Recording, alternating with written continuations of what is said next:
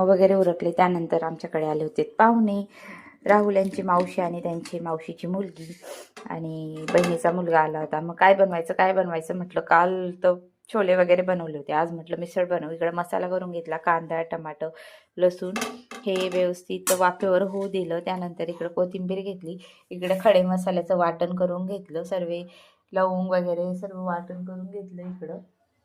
त्यानंतर इकडे तिखट वगैरे काढून घेतलं. इकडं मटकी शिजवून घेतली, एक शिट्टी होऊन. चला आता मिसळ बनवू. कांदा, लसूण, टमाट्याचं वाटण करून घेतले बारीक, कोथिंबीर वगैरे टाकून. इकडं खडे मसाल्याचं वाटण करून घेतलं. इथं तिखट, हळद, गरम मसाला आणि थोडंसं मटण मसाल्याची पुडी पण ॲड केली.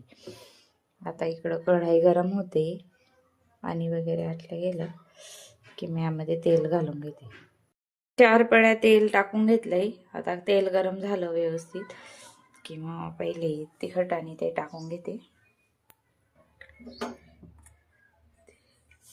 तेल व्यवस्थित गरम झालं, पहिले हे टाकून घेतले. खडे मसाले व्यवस्थित परतून घेतले.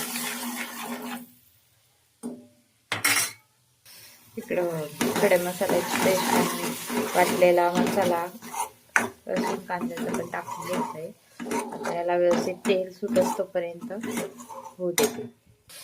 अधूनमधून परतून घेते मसाला.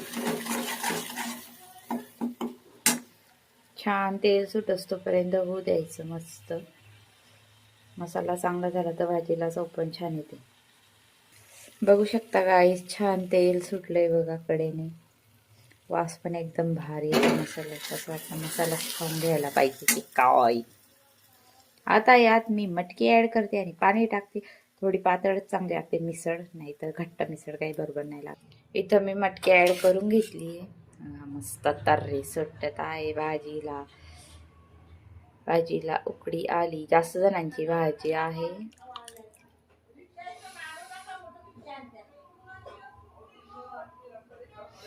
पातळ घट्ट आपल्या कन्सिस्टन्सीनुसार घ्यायची. आम्हाला थोडीशी जास्त पातळ पण नको, घट्ट पण नको, मीडियम.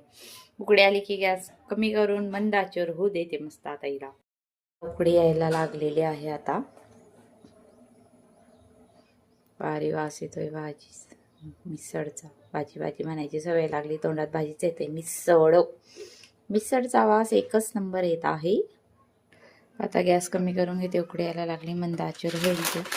इकडे बघा फरसाण पण आणून घेतलेला आहे. इकडे पावाच्या लाद्या पण आणून घेतल्या आहेत. मस्त पावाची लादे, मिसळ, लिंबू वगैरे टाकून एकच नंबर लागतो. नको बेटा.